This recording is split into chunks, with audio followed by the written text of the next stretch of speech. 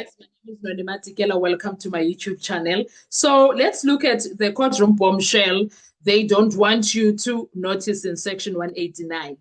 189 being used to silence a crucial witness.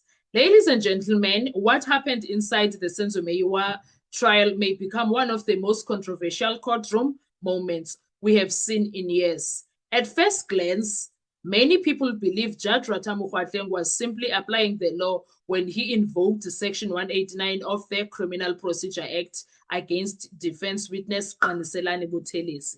But if you look deeper, a much bigger question emerges. Was the court trying to punish a witness for refusing to answer questions? Or was this witness being threatened because he refused to adopt a statement that he insisted was never his in the first place? That is where the story becomes explosive.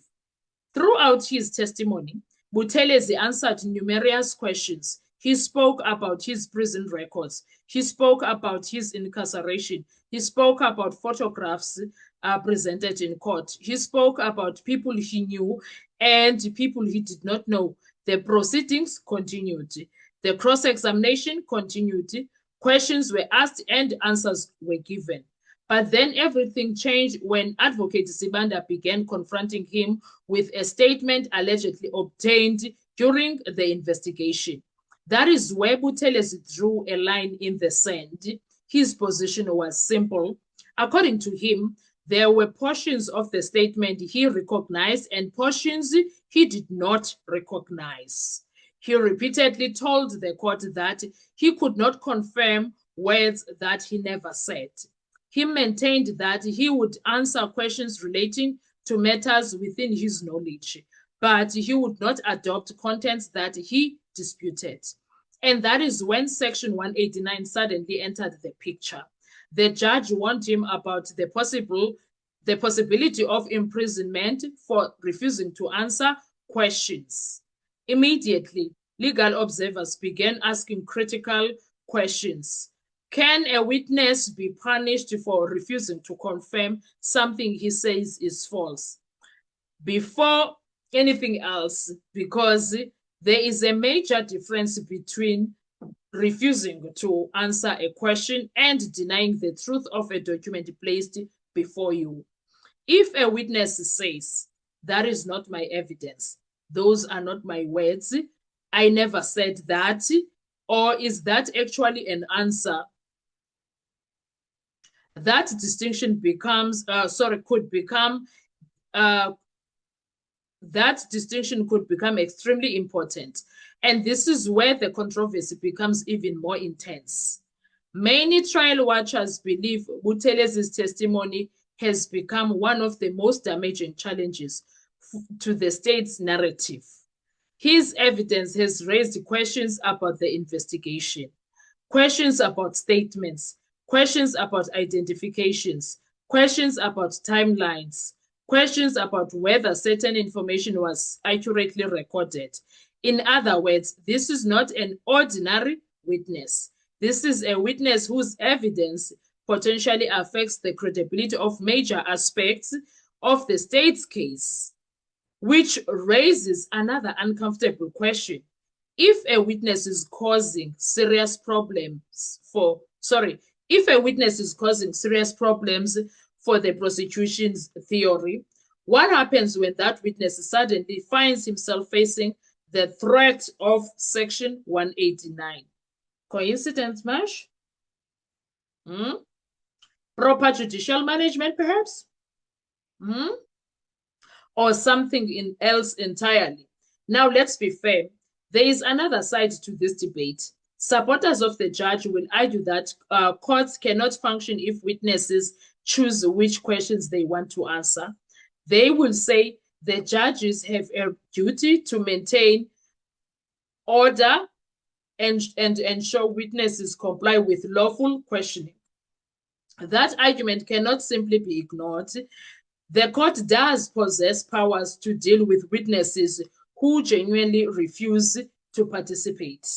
But crises point out something That crisis pointed out something that is very serious. And also the critics also are pointing something equally important.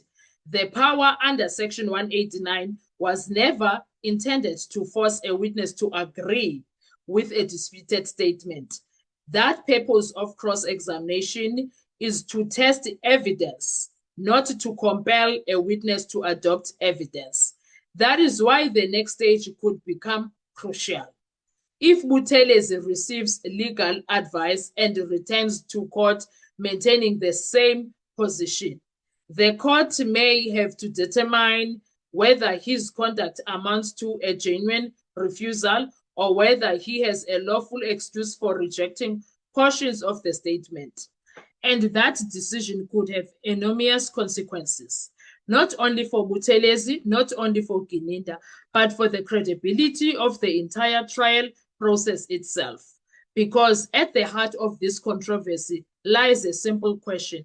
Can a witness be threatened with imprisonment for refusing to validate words he insists were never his?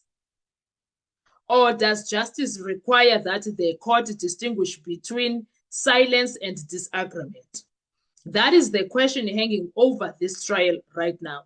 And depending on how it is answered, this courtroom battle could become one of the defining moments for the entire Senzo Meyiwa murder trial.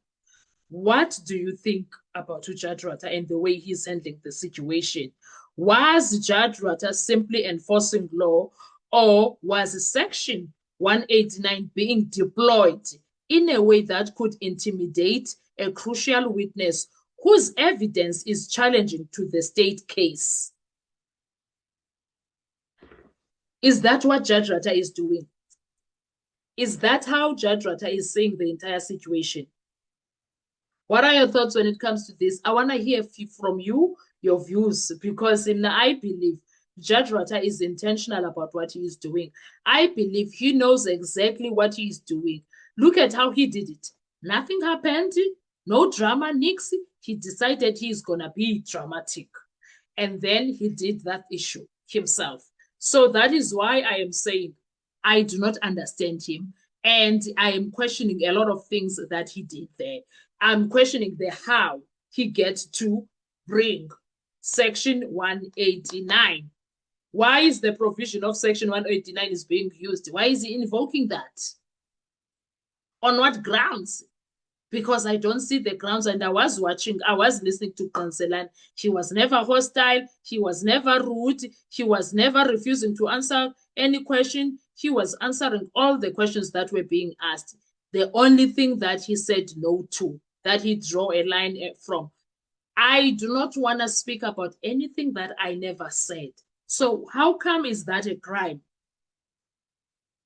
How come is that a crime? So that is why now we are looking at Judge Ratha with like open eyes, because we are like, what do you mean, say? What kind of law application is this? What are you doing there? Because we are trying to understand his application of the law that he says he's applying. Which law? Why are you applying it? What prompted this law to be even applied? Kuningi, guys, and the questions keep rising. That's all that I can tell you, because it's not making sense. Judge Ratha's choice of things, of doings, are not making sense. There's something else that was very controversial that I'm going to talk about in the next video, because I'm thinking, no, man, what is this? What is this man doing? What is this man doing? I'm like, what is this man doing? Because this man is behaving very strangely. He's behaving very, very strangely. Do you understand?